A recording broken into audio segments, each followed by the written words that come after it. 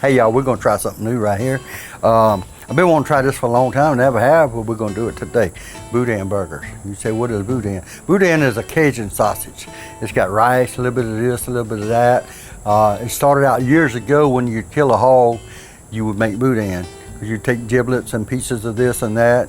So what we're gonna do is take this and mix it with some ground meat. Some Boudin and ground meat. We're gonna mix it up, put a few other things in there, and we're gonna make a Boudin burger.